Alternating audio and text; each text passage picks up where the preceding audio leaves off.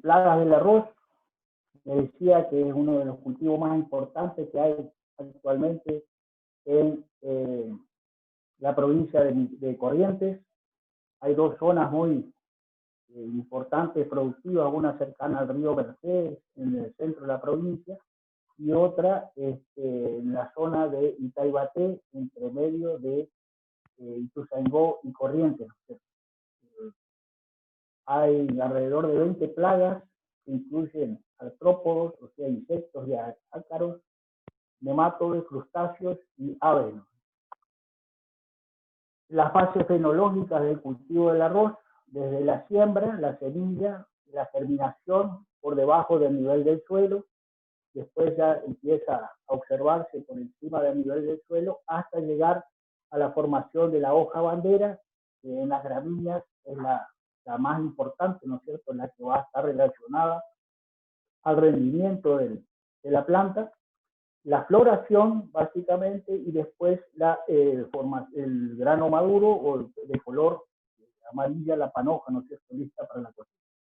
A la derecha les puse algunos para que tengan una guía para la identificación de plagas del cultivo del arroz, que está producido en la provincia de Corrientes, donde están todas las plagas que afectan al arroz que son conocidas o que son registradas en esta provincia. Bueno, en una planta de arroz, acuérdense que esto se hace generalmente con cultivo con inundaciones, zonas donde secano se los conoce con ese nombre. Vamos a tener insectos que son masticadores de raíz, afectan a la raíz, otros que son masticadores de los tallos, otros que mastican las hojas. Por eso la importancia de reconocer los aparatos masticadores, ¿no es cierto?, cuando los distintos insectos, porque si no está presente el insecto, con la observación del síntoma nosotros ya podemos tener una idea de quiénes son los que están causando el daño. Chupadores del tallo y de las hojas, ¿no es cierto? En ese caso son insectos con aparato picador suctor, cortadores de hojas o chupadores de grano, ¿no es cierto?, básicamente en situaciones de silo. Bueno, nematos de crustáceos, básicamente, tenemos estos que son de formadores de agallas. Acá se está mostrando el tipo de agalla, por lo tanto, hormonas están relacionadas a su patogenicidad, ¿no es cierto?, en este caso. Este es el nematodo que se conoce con el género Merovingium, que es el que produce agallas y el que de forma, ¿cierto?, sobre todo las hembras, que son las que tienen la salsa de huesos y hornos. Los caracoles o los crustáceos, en este caso el caracol manzana, también está considerado como una plaga porque el ambiente ideal, ¿no es cierto?, de cultivo en el agua, o sea que tiene esas condiciones para su hábitat ideales, con la colocación de huevos a lo largo de la planta, en este caso, cañaveral. Con aparato picador suctor tenemos chinches, chicharritas, pulgones, como estamos viendo acá en la filmina, ¿no es cierto? Las chinches, todo produciendo succión de la savia, y en el caso de las chicharritas y los pulgones, como vamos a ver más adelante, son vectores de algunas biosis, ¿no es cierto?, que también se encuentran en el cultivo de arroz. Coleópteros, acuérdense que son clopetos, tenemos huevos, larva, pum, o sea, un estado adulto, estado larval, que produce daño, con un aparato más adorno. Y básicamente arriba a la izquierda en la foto están los gorgojos que se alimentan tanto del grano lechoso, ¿no es cierto?, cuando todavía en la planta, o también con distintos estadios larvales en los hilos o de los granos ya cosechados de arroz.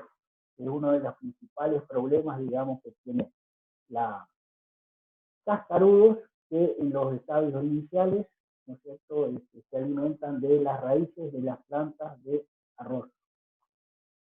Lepidópteros con aparato masticador también en su estadio juvenil, el estadio larval. Se la conoce con el nombre de larvas, orugas y socas, según las regiones, según el tipo de cultivo, tienen su nombre característico. En este caso, se reconoce que son lepidópteros porque tienen generalmente las patas falsas, los escuripedios, ¿no es cierto? Y eso es característica generalmente de las mariposas lepidópteros, que es para diferenciarlo de los coleópteros. También de ciclo completo, con huevos, larvas, estado pupal, ¿no es cierto? Y posteriormente el estado adulto, que como ven es una polilla, digamos, por hábito nocturno. La principal es el gusano cogollero, el Spodoptera fructiperda, es la principal plaga, digamos, dentro de las orugas. Ya en los estadios de monitoreo se puede observar la masa de huevos, muy característica en la forma en que ovipone, digamos, la hembra adulta, y a veces está cubierto por esta seda, digamos, que recubre a los huevos del ataque de otros insectos, digamos, predadores. A la derecha, abajo, tenemos la oruga también, que causa daños en la hoja, y generalmente con el aparato masticador se puede observar claramente los daños que produce en hoja de arroz. Barrenador del tallo, en este caso, no solamente se alimenta de las hojas, sino que también produce, se mete en barreno en el tallo y produce, digamos, unas galerías internas que va haciendo la pudrición de las plantas de arroz. Se observa, digamos, la entrada que tiene en el tallo de estas plantas de gramíneas. Tenemos dentro de las aves este pájaro negro, fíjense la cara de malo que tiene a la izquierda, en la Filiarius ruficapius. Se alimenta tanto de la semilla al momento de sembrarse, o sea que está alimentando de eso, como de los granos lechosos, digamos, una vez que ya se produjo la fructificación y antes de la maduración. O sea que tiene comida asegurada sin movilizarse demasiado de su lugar de los arrozales. Los patos son otra de las aves que también aprovechan, digamos, el hábitat del agua de los arrozales y se alimentan tanto de los granos como de los insectos que están presentes en estos arrozales. Es una de las formas que hace control de la producción orgánica para tratar de eliminar todas estas insectos que habíamos visto anteriormente con la cría de patos y de los arrozales para la producción orgánica. Dentro de las enfermedades tenemos, esta es la principal, la Pedicularia grisae, que es la principal plaga del arroz. Para esto se pueden utilizar algunos fungicidas púplicos o carbabatos 5 días antes de la floración. Fíjense que la hoja bandera y la floración son los momentos críticos, ¿no es cierto?, para el ataque tanto de insectos como de enfermedades, porque eso es que está relacionado directamente con el rendimiento de la panoja en este caso. Acá tenemos la sintomatología de la pedicularia, produce la pudrición, digamos, de la anita de tallo, digamos, vena, así que produce la caída de la planta, y en se ve a lo largo de las nervaduras, como se va dando esta cadena de olor marrón o el centro. El Mythosporio corizae es otra hongo, ¿no es cierto?, que es característico del género de las gramíneas. Ataca las hojas, los tallos y la panícula, ¿no es cierto?, la panoja de la planta de arroz. Para el control hay que eliminar los restos del cultivo anterior, evitar abonos nitrogenados excesivos que produzcan un sobrecrecimiento de la planta y que por lo tanto sean las hojas más sensibles, digamos, al ataque de hongos. Utilizar semillas libres de la enfermedad, eso es clásico, y no retrasar la fecha de siembra, ¿no? Porque es una enfermedad que aparece en estadios, o sea, en siembras tardías, básicamente. Rhizotonia solani, conocida como la ñulo de la baña, también con un síntoma, generalmente en todas las gramíneas los síntomas en hojas son alargados o están delimitados por las nervaduras esta paradenervada, por lo tanto van creciendo en sentido longitudinal, ¿no? Y se ve esta coloración grisácea con un borde marrón rojizo que la va delimitando, ¿no es cierto? Y que va creciendo a medida que va aumentando el tamaño de la lesión. Para el control, que hay que hacer, aparece en la etapa de macullamiento, o sea, cuando va produciendo el macollo de la planta de arroz. Y control, al igual que el anterior, ¿no es cierto?, con la eliminación del rastrojo del cultivo anterior, semillas de calidad certificadas, con químicos 5 a 10 días antes de la floración, como preventivos y o curativos. O sea, preventivos acá se conoce a los productos fungicidas que son de contacto, mientras que los curativos son aquellos que se aplican una vez que se apareció la enfermedad y generalmente se refiere a productos sistémicos, ¿no es cierto?, que se traslocan en la planta una vez colocados. Afecta también a la panoja produciendo una coloración grisácea muy parecida a lo que es la hierba del mal de la tela, ¿no es cierto?, esa misma coloración. Alternariosis o mancha circular, bueno, en la alternaria hemos hablado, ven que afecta a casi todos los cultivos, siempre está presente, con esas manchas, digamos, rojizas y con la aureola amarilla, que significa que la mancha aún está en expansión. Acuérdense que habíamos visto de que la alternaria produce toxina, o sea que además de la presencia del hongo que afecta de por sí, la toxina que produce es la que le da la virulencia a este hongo. Cercosporiosis. Observen que, al igual que en todas las enfermedades anteriores, la mancha siempre tiene ese desplazamiento longitudinal delimitado por las nervaduras paradenervadas, ¿no? En este caso es un marrón oscuro, bien fuerte. Para esto, para el control, tenemos que hacer una elección del suelo con alta fertilidad, una fertilización balanceada de todos los elementos esenciales, ¿no es cierto?, nitrógeno, fósforo, potasio, manganeso, zinc, básicamente, uso de semillas certificadas, el combate de insectos en la panícula que pueden producir heridas como fuente de entrada, digamos, para este hongo, usar variedades resistentes y aplicaciones preventivas con fungicidas desde el momento de floración, ¿no es cierto?, adelante para asegurar el rendimiento, ¿no es cierto?, de panoja. Dentro de los usos tenemos el virus de fabricante que caracteriza básicamente por el color, digamos, que tiene la hoja, ¿no es cierto?, de esta gramínea, que toma esa mancha de color blanco y se desplaza a lo largo de toda la nervadura, como habíamos visto, para denervadas, las delimitan. Por supuesto, produce el decaimiento de estas plantas afectadas y es transmitida por un vector, que en este caso es una chicharrita, un cirio, digamos, que es el que causa este problema, que se llama virus de la hoja blanca o VHB. Y esta es una nueva enfermedad que se encontró acá en la provincia de Corrientes y en el norte de Santa Fe, también donde se arroz. Y antes de eso puede afectar a 90% del tipo, ¿no es cierto? Y es conocido como el entorpecimiento del arroz. Entorpecimiento del arroz. El vector es abajo un organismo protista, que es un habitante del suelo, y que es un plasmodio que produce zoosporangios que a través del agua se va dispersando y es la forma que tiene de propagarse.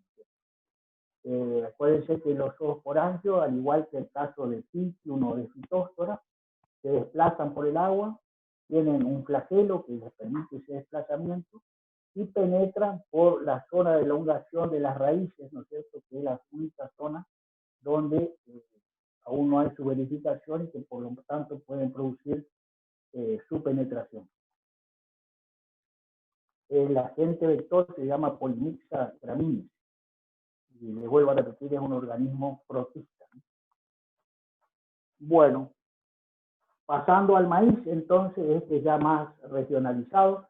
Nosotros, acá en Misiones se produce el maíz básicamente para autoconsumo, ¿no es cierto?, en las plantaciones, y también para básicamente el alimento de ganado de granja o las aves de granja.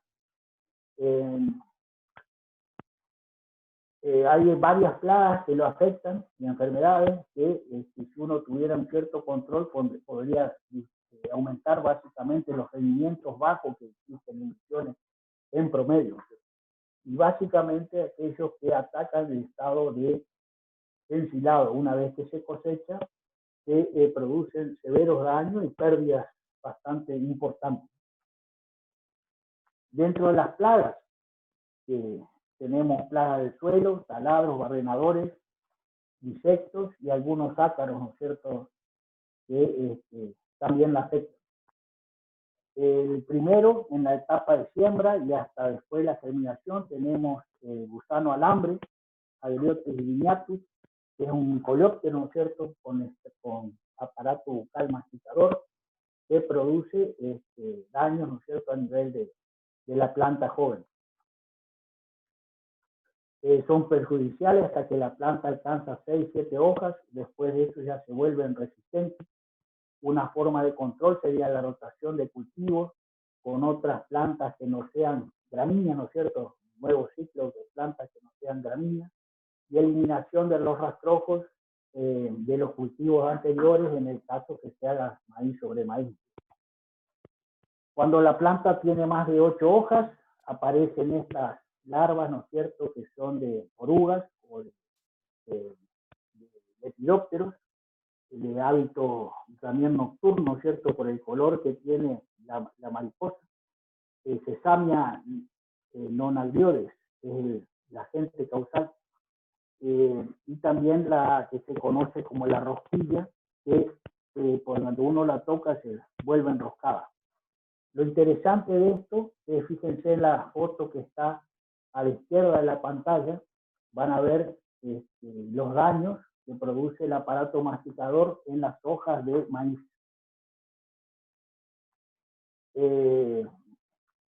Por eso les vuelvo a decir la importancia que tiene de conocer el aparato masticador de los insectos, porque en este caso, si ustedes no encuentran a la gente causada, en este caso las orugas, las larvas, estar presentes este daño, ustedes ya pueden ver que la que causa oruga. La otra forma de conocer que es un lepidóptero, vuelvo a repetir, por la presencia de las patas falsas o esculipedios, ¿no es cierto?, que hacen característico a las larvas de este grupo.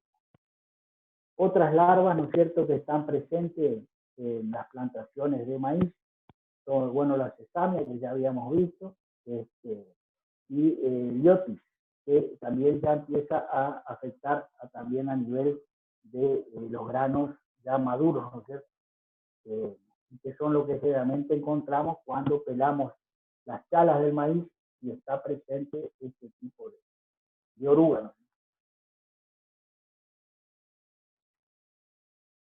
Para los muestreos de los cultivos, como les decía, la visualización de los daños es importante y la identificación de la plaga es útil para el conocimiento, digamos, de los posibles control.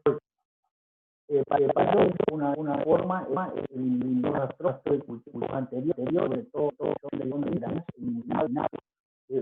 sacarlos del lote básicamente y es posible realizar un quemado para evitar, digamos, la presencia de pupas salidas, en este caso del lepidóptero, que puedan dar el reinicio al ciclo de lepidóptero. Y eliminar todas las malezas hospederas, ¿no es cierto?, que haya en el lote, generalmente gramíneas, que también son fuente de alimento, digamos, para estas larvas. Otra plaga del maíz también puede ser presente por nematodes, ¿no es cierto?, que estamos viendo, el mismo Mereogyne. En este caso estamos viendo la parte masculina, ¿no es cierto? La femenina es en forma de, como habíamos visto en el caso del arroz, en forma de agalla, ¿no es cierto? En cambio la masculina es en forma de alargada, que colocan la cabeza dentro de la célula, ¿no es cierto?, sobre todo de la zona de elongación para alimentar. Arañuelas o ácaros con 4 pares de patas, ¿no es cierto?, con aparato bucal raspador suctor. Generalmente aparece en los momentos de alta sequía, cuando hay sequía, sobre todo cuando en las condiciones de emisiones, cuando cercano a los caminos pasan los vehículos y se levanta polvo, se acumula. Esos polvos favorecen la proliferación de esto porque están eliminando de esa manera los enemigos naturales. Entonces las poblaciones se elevan a picos importantes. Entonces deberían controlar, digamos, qué es lo que cerca de los caminos, como la zona donde realizar el monitoreo. Y después tenemos algunos coleópteros que en este caso son de menor importancia, ¿no es cierto?, pero también pueden encontrarse presentes dentro de las plagas. Dentro del aparato picador suctor tenemos los pulgones, Citobion avenae, que también transmisor, no es tanto el problema del pulgón en sí, sino el virus que transmite, que es el virus del enanismo rugoso. La planta directamente no se desarrolla, forma entrenudos muy cortos y la planta queda enana, ¿no es cierto?, como dice el nombre. Y en el caso de las chicharritas, también presenta un virus que en este caso es un mosaico, que generalmente los mosaicos son parches de claros con parches verdes oscuros que se van alternando, forma una especie de mosaico, pero también la planta que tiene efectos enatizantes. Pero en este caso el transmisor es una chicharrita, ¿no? Que también es importante en cañas de azúcar, ¿no es cierto? Otra gramínea que también se hace en la zona de San Javier, básicamente. Acá tenemos virus del mosaico de la caña de azúcar, síntomas característicos, ese internervado, siempre con el color amarillento y con parches verdes. Y moscas blancas también puede estar presente. Las moscas blancas son de aparato picador suctor, pero básicamente expuse por este caso de acordarse de esa resistencia de la mosca blanca, dice acá, pero en general es para todos para todas las plagas, para todas las hongos. Uno repite eso de la no principio del mismo fungida para el sol, una misma plaga generalmente lo que va a crear es resistencia a lo largo del tiempo y por lo tanto esos productos van a dejar de ser útiles o funcionales, digamos, para el control de una enfermedad.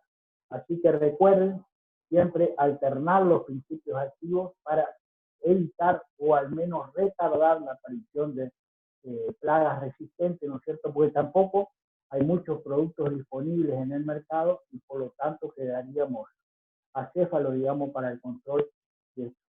Recuerden lo que pasa con los piojos, ¿no es cierto?, que generalmente han adquirido resistencia y cada vez es más difícil el control de este tipo de organismos con insecticidas más benévolos, ¿no es cierto?, para el ambiente y para la salud humana. En cuanto a enfermedades, bueno, acá en el cuadro, y lo que se llama arroz, y hembra, va variando hasta el 28, que sería la maturación de empieza la formación de las tiras paso anterior es la formación de la hoja bandera, que le vuelvo a repetir en la gramínea, es el más importante y está relacionado sí o sí al rendimiento posterior. Después viene la formación de las espigas y de la panoja también, y básicamente ya el momento de cosecha, ¿no es cierto? En cada momento, fíjense abajo, tenemos un grado de susceptibilidad. Podredumbre del tallo de la raíz en los estadios ya avanzados del cultivo. El mal de Río Cuarto, desde los estados en que empieza a macollar, empieza a aparecer este problema y después se va diluyendo con el tiempo, pero ya afectó, digamos, el desarrollo de la planta. Carbón, que fue la primera enfermedad que se descubrió en los siglos XX. Bueno, en esa época todavía no había fungicida, no había nada, pero sirvió para comprobar que el agente causal son hongos y no la consecuencia de un problema. Las rollas, que ya lo vimos en otros cultivos, más o menos su etapa de importancia es en el desarrollo intermedio del cultivo, ¿no es cierto?, en las hojas intermedias, y los tizones a lo largo de todo el periodo. Bueno, podredumbre del tallo y las raíces del maíz. En este caso hay varios hongos que ya son conocidos, familiarizados con nosotros, como es el caso de Fusarium. En este caso la especie es Graminearum, o sea que es específico para el caso de gramínea. Es un hongo que está presente siempre en condiciones de suelo de emisiones.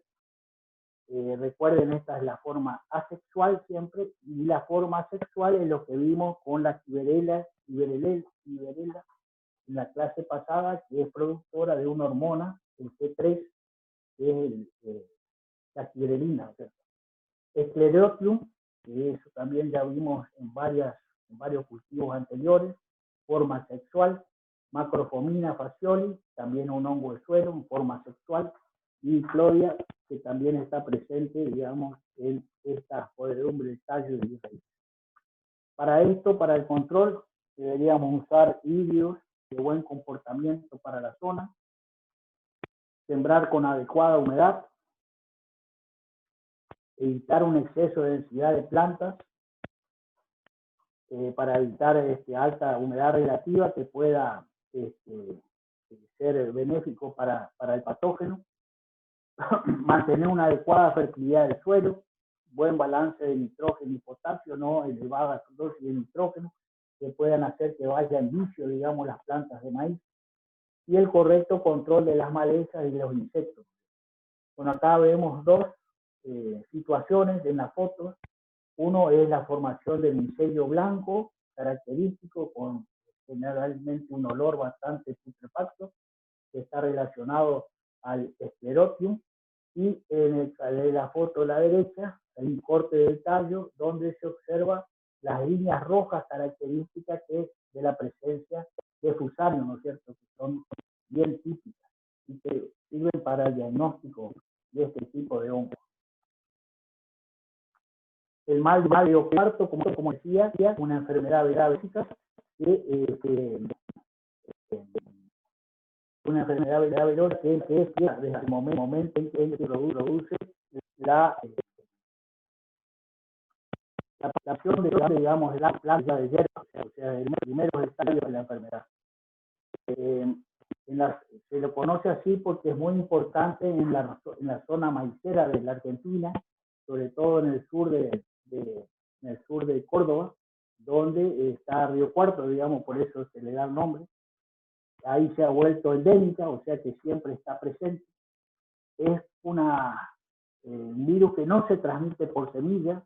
Pueden ser que los virus generalmente rara vez se transmiten por semilla.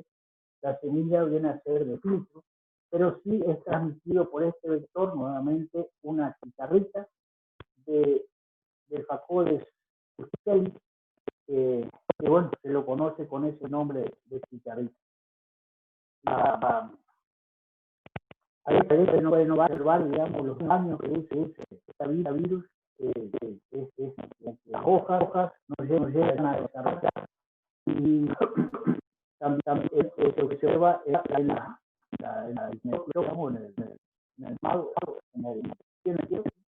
los granos, digamos, no llegan a desarrollarse. El insecto vector está presente desde comienzo de agosto en adelante. Acuérdense que el maíz es un cultivo de verano, ¿no es cierto? Y generalmente si hay una rotación con cultivos de avena y trigo, que son cultivos invernales, las poblaciones de estas crecen y por lo tanto la incidencia de la enfermedad puede ser causante de graves pérdidas.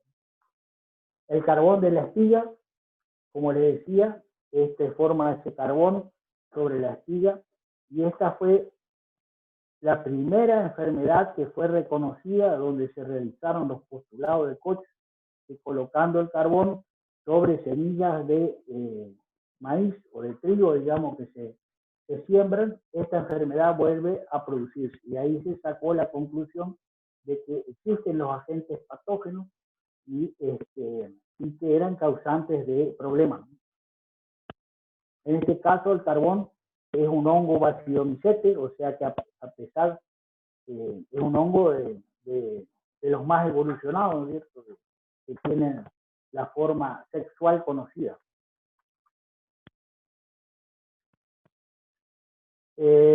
Afecta, como dice acá, maíz, sorgo y pasto sudán, y sobrevive en el suelo, digamos, por varios periodos de tiempo. Acá en Misiones se lo puede observar también causando daño en cultivo de avena cuando se hace el cultivo para cobertura verde o para pastura, ¿no es cierto? Otro de los cultivos, otra de las enfermedades que aparece en maíz de forma importante, sobre todo en los estadios intermedios de desarrollo de las plantas de maíz, es la roya. Acá tenemos la foto de la roya, de esa, como un herrumbre, que es perruyen, como le dicen los brasileños, a la roya, y también nuevamente en un estado incipiente en la foto de abajo, cómo empieza la enfermedad con esa especie de polen, digamos, que se deposita o que aparece en la hoja, siempre delimitado, digamos, por las nervaduras parainervadas y las heridas o el desarrollo de los síntomas se va haciendo a lo largo de estas nervaduras que lo delimitan. Acuérdense que para todas las rollas es necesario dos hospederos, un hospedero alternativo y un hospedero primario. En este caso está mostrando el ciclo de la roya, donde con estas hojas de tipo latifollada es donde desarrolla una de las fases asexuales, digamos, del ciclo, con formación de espinillos. Estos espinillos se conocen como aesiosporas. Esto infecta en este caso a las plantas, a las hojas de maíz, desarrollan esta sintomatología y ahí es donde desarrolla el ciclo sexual, ¿no es cierto? Con la formación de baciliosporas, que estas son nuevamente completan el ciclo enviando estas bacilios a el hospedero alternativo en este caso. En este caso, parte de la baciliospora se conoce con el nombre de heliospora. Entonces a esa espora, heliospora y heliospora dentro de rollo que afectan al alternativo como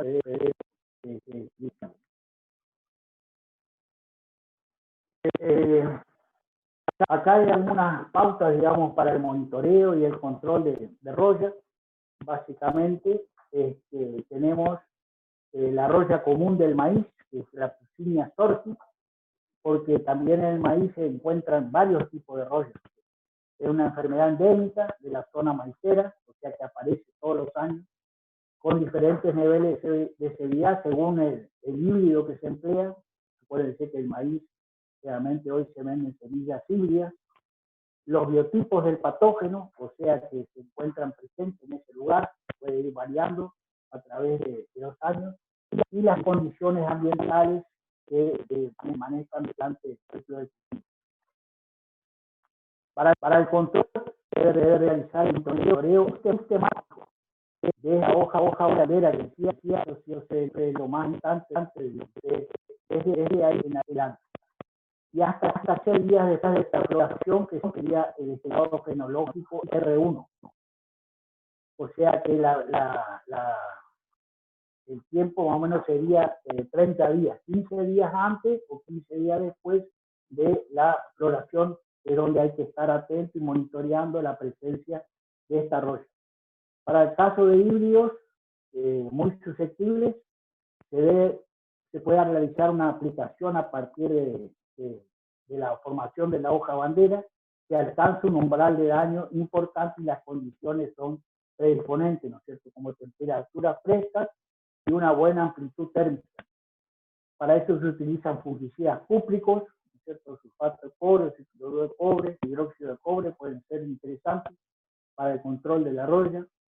Carbamato como Mancozeb anda muy bien, o de nueva generación como son las estrobirulinas o estrobirulinas combinadas, que producen un buen control. ¿Cómo se debe monitorear?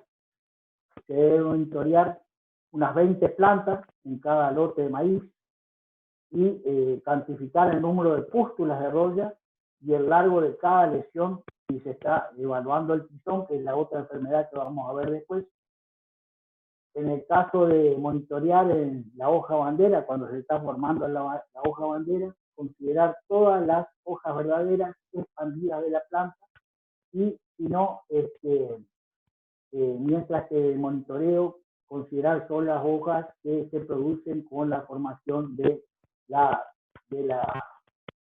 panoja en este caso.